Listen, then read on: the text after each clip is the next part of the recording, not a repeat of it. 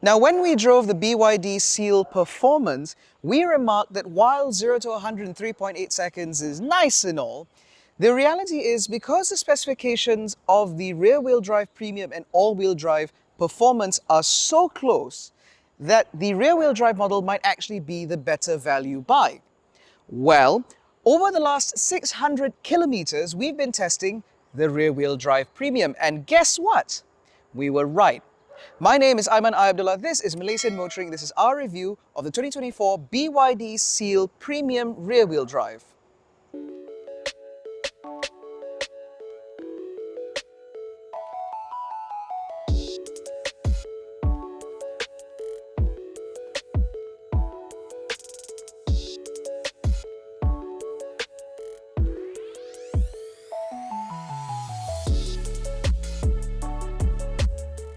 Now, the thing about the BYD Seal rear-wheel drive Premium that we have here is that, again, in terms of specifications, it is almost identical to the all-wheel drive Performance. So underneath the skin, you will find an 82.5 kilowatt-hour LFP battery, which is good to propel this car to something like 670 kilometers claimed, but realistically, you can expect anywhere between about 580 to 600 kilometers.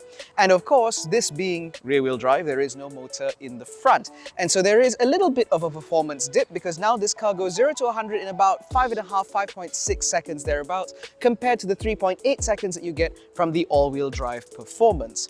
However, the benefit of not having a motor in the front is obviously in terms of energy consumption and also in terms of weight, because this is about 300 kilograms lighter, 300 to 400 kilograms lighter. And as a result, it does mean that this car has a slightly different dynamic compared to the all-wheel drive. And of course, because the all-wheel drive has the active frequency dampers and this does not, it also means that dynamically, again, these are very different cars. Now, visually, there is almost nothing to differentiate both of these cars. So up front, you still get a set of full LED headlights, replete with automatic high beam, as well as the very emotive BYD Seal LED daytime running lights, which consist of a strip here and then those weird strips down there, which, now having lived with a Seal of some variety for about 2 weeks, I still think looks like a nasty aftermarket body kit that you'd find on a large luxury van. Now, moving down the side, rolling stock is exactly the same. So you still get a set of 19-inch alloy wheels wrapped in Continental Eco Contact 6Q tires. Now, these are low rolling resistance tires. However, they do still provide decent performance in the wet and in the dry. And because they are 6Q, Q meaning quiet, they are surprisingly hushed out on the motorway. Now, moving down the side, you still get the same little BYD design element there, the same wing mirrors, everything here is exactly the same, including the little fins down there, the little fins back here, as well as the retractable door handles with the BYD badge that appears when the handles come out. And it still irritates me that there's a plastic panel here rather than just glass, because the over-the-shoulder view is still quite compromised, and I still think this car would have benefited hugely by having frameless doors. But again, having lived with a Seal for about 2 weeks now, I understand why it's built like this, which I'll get onto a little bit later. Now, having spent a little bit more time with the Seal, I do think this back end is kind of growing on me, because you have those eyeshadow-like rear brake lights, which I think look fantastic, and they're linked by that gorgeous light bar, and so this car does look very, very distinctive at night. And you still get that rear diffuser element, which I still suspect does absolutely nothing. Now, in terms of visual differences, the only way to tell apart the rear-wheel drive from the all-wheel drive is actually the badging, because you don't get the AWD badge here or the 3.8S badge on that side, because obviously this car does not do 0 to 100 in 3.8 seconds, and obviously it is not all-wheel drive. However, because this car is rear-wheel drive, it does mean that the removal of one motor does not mean that there has been any improvement in terms of space back here, which is not necessarily a bad thing, because the boot in this car is certainly large enough, despite the fact that there is a Dyne Audio subwoofer back here. And of course, you still have underfloor storage, which is large enough to store your V2L as well as your Type 2 or Granny charger. On top of that, there is even enough space down there for you to hide the manually removable sunshades, which are still highly irritating, and they're still very manual, and the frame for this one is broken. Now, before we move inside, I'd like to touch very quickly on charging, because this is where I think the BYD Seal is slightly disappointing. Now, in terms of AC charging, that's not bad, because the BYD Seal will accept 150 kilowatts DC, which can charge the car from 30 to 80% in about half an hour. Because again, this is an 82.5 kilowatt hour battery, so it doesn't really require that much time to charge. On top of that, the DC charging curve in this car is very impressive indeed, which means even as you get up to higher percentage SOCs, you will still get a pretty decent charge rate.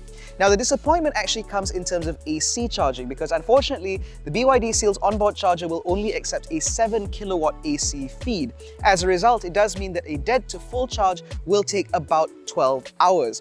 This is highly disappointing because this is a very large battery EV, and so we would have expected an onboard charger to accept at least 11 kilowatts, if not a full 22.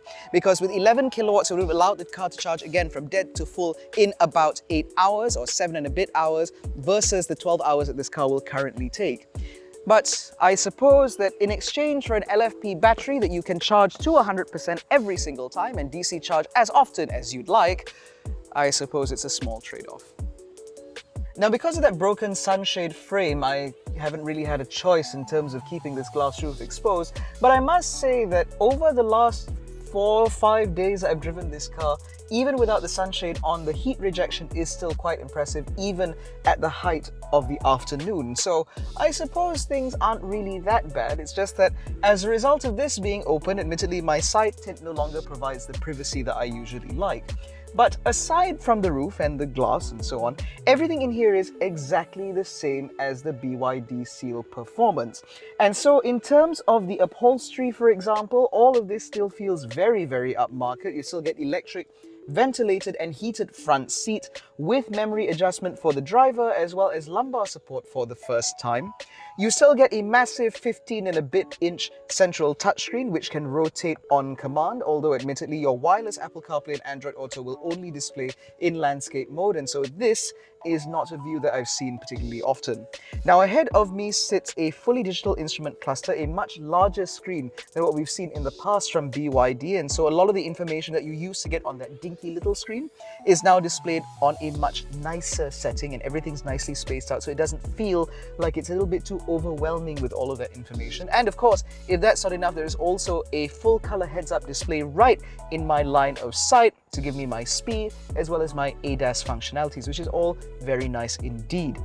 Now, as I mentioned in the BYD Seal Performance video, ergonomics in this car is all quite positive. This steering wheel, for example, can be adjusted for angle as well as reach, and these buttons fall very easily to hand. You also have actual stalks to control your lights and wipers and indicators, as well as a real toggle switch here to adjust your direction of travel. And you also have another set of physical buttons down here that control things like your air conditioning, for example, on and off and automatic, as well as your front demister. And then on this side, you have more drive mode related things such as your automatic hold, as well as your blind spot monitoring and so on. You have your drive mode selector here where you can choose between eco, normal and sport, and you have your volume rocker on this side. It seems to me like these buttons ought to have been switched over for right-hand drive markets, because it seems very strange that the air conditioning and volume functionalities are on the side of the driver, who can control all of that here, and then the passenger can control the drive-related stuff, but never mind. We have a couple of Qi wireless chargers up here, which you can actually turn on and switch off individually from the screen, which is certainly very nice because I like to use this pad for my access cards. Now, aside from that, you also have this huge space down here, which has a USB-C port as well as a 12-volt socket. You have a couple of cup holders here with a sinkable cup holder here for taller drinks, and so if you have a tall drink or two tall drinks, at least you can sink this side, and so the driver isn't impeded from the controls, which is actually quite nifty. You have your NFC reader here should you lock and unlock the car with the card, and you have a decently sized center storage bin, although it doesn't come with cooling, which is something that we've gotten very used to in the Smart #1. There are also decently sized door bins, big enough for a half-liter bottle thereabouts, and plenty of more space there, and so everything in here does feel certainly quite nice and well thought out. Now, the biggest ergonomic issue with this car obviously is the air conditioning vents, because you do not control them the way you'd expect to. Instead, you have to do it via the screen. We've seen this before from the Tesla Model 3 as well as the Porsche Taycan, and it is still a little bit irritating. However, because I've lived with this car for a little while now, I've gotten used to the controls, and so I set it automatically to avoid, and so I do not have all of that air going directly into my face. Instead, it goes over my head, and it does help to try and keep this little large glass roof a little bit cooler, I think. But overall, everything in here does feel quite nice, and it does feel very, very well put together. And in terms of material quality, there is absolutely zero deficit by going for this rear-wheel drive over the all-wheel drive, because material qualities are still quite nice. You still get the same 64-color ambient lighting system, you still get the same Dyne audio system in here, and everything in here just works really, really well. It's very, very impressive how this car is on sale for less than 180,000 ringgit. It's mad. Now, with the front seat set up in my driving position, I'm about 170 centimeters. You can see I have acres of knee room, and despite that dramatic roofline, I still have a decent amount of headroom, although I reckon that anyone over maybe 5'11" or 6 foot might struggle for headroom, simply because the roofline does slope down quite dramatically. However, they can just slouch because there is plenty of legroom. However, the same issues in the all-wheel drive still exist in this rear-wheel drive, namely that the floor is a little bit too high. Now, this seat bench, for example, could have been angled a little bit further to provide better under-thigh support, particularly if you have a taller driver or front passenger, where you'll need to be able to keep your knees as close to you as humanly possible.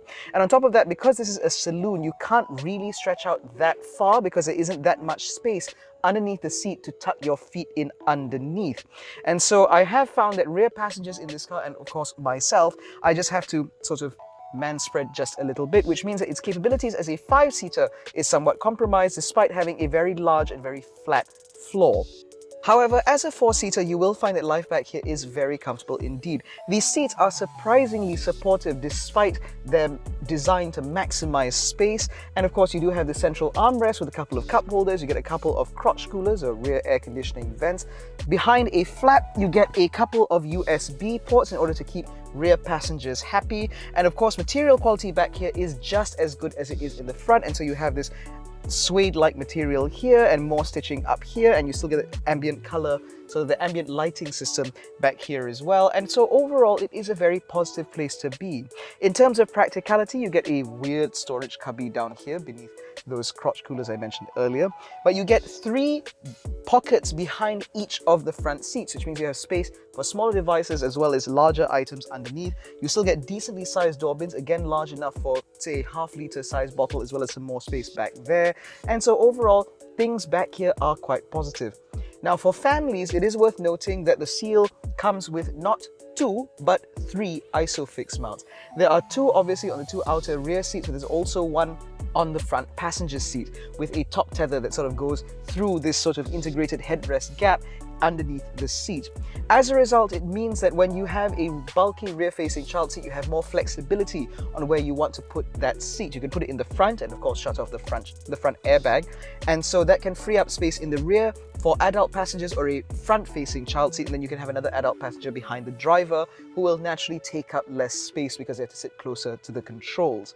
That also means that as a family car, even though this isn't an SUV, and although these doors do not open as wide as you might like, this is still an incredibly practical space. And so I do think that this is something that families ought to be considering if you're looking to spend anywhere between 150 to 200,000 ringgit on a new family car. But it's honestly once this car gets rolling where I feel that it really sells itself, because as I mentioned earlier, in addition to not having a front motor, this particular Seal variant also has different suspension compared to the flagship model, and that really transforms the way this car drives, although there are still some things about this that have remained.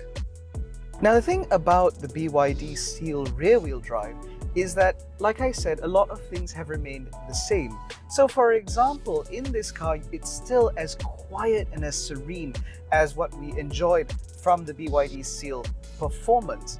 Because you have acoustic glass over the front 3 windows and the rears are not, This cabin just remains really serene almost at all times. It's only when you're going over the harshest road surfaces that you get a little bit of road roar, but even wind noise is very, very well suppressed. As we noted when we reviewed the all-wheel drive, we noted that this car has an impressive amount of rubber grouting sort of around the entire car, sealing the windows, sealing the doors, and sealing all the panels together, ensuring that there is as little wind ingress into the body of the car as possible. And as a result, it really pays dividends in here because this car is just so quiet. Even when you're cruising at very high speed, for example, this car remains impressively muted. As a result, it does mean that, for example, if you were to do distance in something like this, it wouldn't be overly taxing or tiring. But of course, compared to the all-wheel drive, naturally this rear-wheel drive is not as sprightly off the line, although it's hardly a slouch. Being able to go from 0 to 100 in under 5.5 seconds, or is it 5.6 or something like that, would have, up until very recently, qualified it as being a fast car. But it's just that we've become very spoilt with electric vehicles and their instantaneous torque that we've come to expect them to be even faster still. In reality, in the real context of the real world, the speed that this car achieves is plenty good enough because it's fast enough for you to merge into traffic, it's fast enough for you to get through cut and thrust traffic jams and so on. It's enough. So to me, there isn't really a need for the all-wheel drive, especially if you're the type that does distance, simply because you don't need all that performance and you would appreciate the additional range.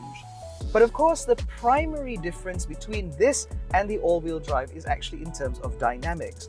Because the all-wheel drive motor gets the active intelligent torque vectoring as well as the active frequency suspension system, it does mean that the drive of that car feels a little bit more focused, although it's slightly disappointing in the sense that you'd expect more from active frequency dampers, which the Seal all-wheel drive simply does not deliver. So for example, where the Seal Performance does manage to perhaps maintain the lean in the body a little bit better, particularly when you're going through large sort of wide circumference corners, when you're trying to shuffle the car quickly through tight switchbacks and so on, it doesn't really hold up. Whereas at least with the Seal rear-wheel drive, the dynamics are a lot more consistent. So yes, this car is sprung a little bit softer, which means yes, you do get a little bit more body movement, but it feels a lot more natural.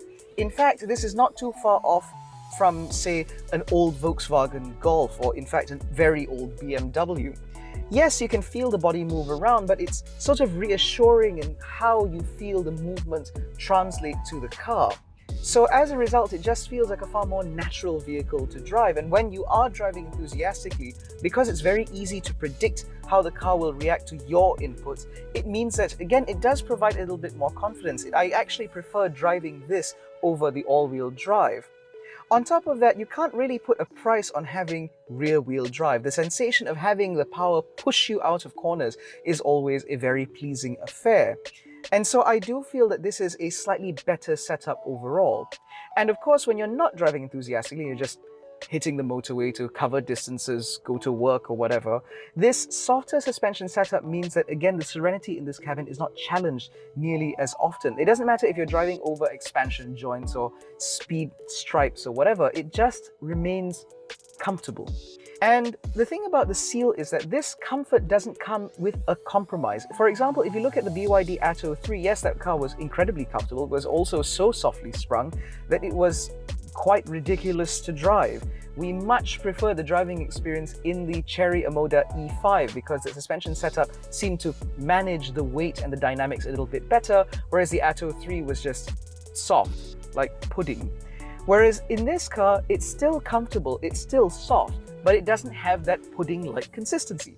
Instead, it feels like a comfortable, well-calibrated suspension for a comfortable, well-calibrated car. And this is deeply, deeply impressive for a brand like BYD, which again, have not really been making cars for that long, especially all-electric vehicles like the Seal.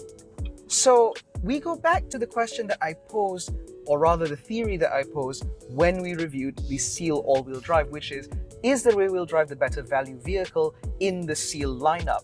And I think that having spent about 600 kilometers driving this thing around and testing it, I do feel that that theory has been proven true.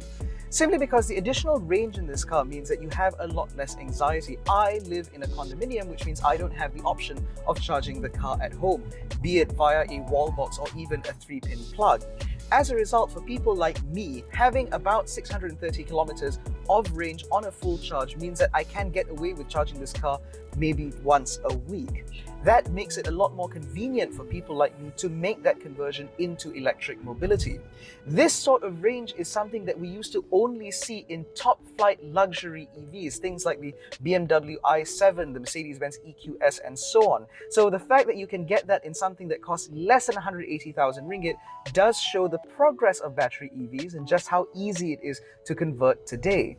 Now, on that matter, I would like to touch on charging before we try to conclude this video and go into our conclusions and comparisons, simply because charging this car has been quite an impressive affair.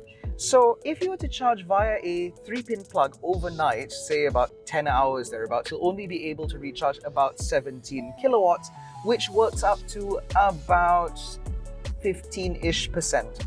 Now, 15-ish% in this car works up to about 100 kilometers thereabouts, which is again more than enough for what most Malaysians do on an average commute.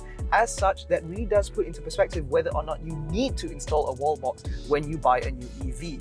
Now, if you were to install a wall box, say a single-phase charger, which will charge about 3.7 kilowatts, over that 10-hour period of charging, you'll be able to rack up 37 kilowatts, which works up to about 40-45% thereabouts, which is again more than enough than you'll use in a day-to-day basis.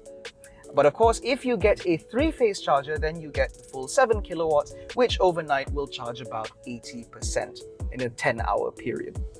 Now, that's AC charging, which is basically what you'll be using to charge your car most of the time if you were an owner. However, if you're someone like me, you'd be more interested in DC charging speeds. So the Seal charges at up to 150 kilowatt DC, as we covered earlier, making this the fastest charging BYD currently available. This is down to the new E-Platform 3.0, 800-volt architecture, blah, blah, blah. But 150 kilowatts is pretty much par for the course for vehicles within this price range. What impresses me about the Seal is actually the charging curve. So when I plug this car in at a high-speed charger, I found that it's able to maintain about 75 kilowatts from about 65% all the way up to about 85%. And then from 85%, it drops to about 45-50 kilowatts, which it maintains all the way up to 99%. Now, this is important because, again, if you're like me and you can't charge at home, DC charging curves are of bigger concern to you because that will directly dictate how much time you spend or potentially waste charging your car. The fact that the BYD Seal accepts quite a significant amount of charge throughout its charging curve means that, again, you're getting more juice more of the time. So if you're using a charger that charges per minute, you're not really wasting time or money at all. And if you're charging at a DC charger that charges per kilowatt, you won't be wasting time waiting for that little bit of trickle into the battery. So again, everything in this car just serves to impress. The only major irritation for me is the sunshade, which I do believe is just lazy engineering. It could have been an electric sunblind, one that rolls to the front, perhaps the way BMW does, allowing me the flexibility, for example, to close the sunshade right now because it's bright as all hell and top of my head is slowly starting to cook. And then, of course, there is also the air conditioning vents, although that I will permit may not be as big of an issue as we first realized because, again, having spent a cumulative 2 weeks with a BYD Seal, I think that it is something that you do get used to and you set it up once and leave it there. So overall, the BYD Seal Premium is certainly the model that I would recommend. I think that this car is very, very well specified, and I think that the combination of BYD and Sime Darby setting this car up in such a way that even though it is the entry-level variant, it still has all the bells and whistles that you get from the full-spec model, save for a couple of performance-related items and, weirdly, the individual rear door child locks. But because of that, it means that if you want to choose range over performance, you really aren't losing anything at all. In fact, you gain all of that capability because, again, in real-world testing, we have found that this car can do about 600 kilometers on a charge. Again, that is based on my driving usage. And of course, if driven intently, as I did over one particular day, then the estimated range drops to about 475 kilometers, which again is still well within reason for a vehicle packing this kind of performance. So when you put all of that together, the BYD Seal rear-wheel drive really is the value purchase of the year, perhaps, simply because this amount of performance, this amount of range, this amount of specification, this amount of refinement for less than 180 grand truly is unparalleled. To get this kind of comfort, this kind of quality in a car, you used to have to spend 300,000-400,000 ringgit. Now you can comfortably spend under 200. And to me, that is what makes this a really, really compelling product. On top of that, thanks to those charging curves, it does also mean that even if you can't charge at home, you aren't going to be wasting half your life charging your car. I do know of several people with EVs who charge their cars up once a week because they can't charge up at home, and to them it's just something that you integrate into your life. It does require a little bit of adjustment, sure, but thanks to vehicles like this and its impressive charging curve, it means that that integration does not take nearly as much out of your life as it would have with any other model. That said, however, we cannot run away from the fact that BYD is penultimately a mass market car maker. As a result, if you're looking for a premium buying experience, then you will no doubt be better served by vehicles like the Smart #1 and upcoming Smart #3. Simply because Smart's integration with Mercedes-Benz does mean that buying a car, servicing the car, maintaining the car, living with the car feels like a much more premium experience. Again, thanks to that know-how from Mercedes-Benz. And of course, if you're looking for more practicality and you're willing to sacrifice a little bit of range, you may be better served by something like the Chery Amoda E5, which not only drives very well, but also provides excellent range for a pretty decent amount of money. And of course, the warranty is slightly better with Chery than it is with BYD. But to me, I do still think that this is a very solid family car. Like I mentioned earlier, the flexibility of those ISOFIX mounts, the incredibly long wheelbase, the decently sized boot, all of these things make the BYD Seal a very impressive family car. A lot of people mistake themselves for thinking that they need an SUV just because they have a family, whereas a car like this proves that you really don't. And on top of that, when you don't have passengers in the car and you're not shuttling your precious baby around, then at least you have the opportunity to have a little bit of fun. So that concludes our review of the 2024 BYD Seal Rear-Wheel Drive Premium. If you enjoyed this video, please give it a thumbs up, subscribe to the channel, hit the little bell icon to be notified every time we make a new upload. Don't forget to follow us on Facebook, Twitter, and Instagram. You can join our new WhatsApp channel. All the links to that are in the description below. Thank you so much for watching. We will catch you in the next one. Take care, stay safe, and jangan bodoh.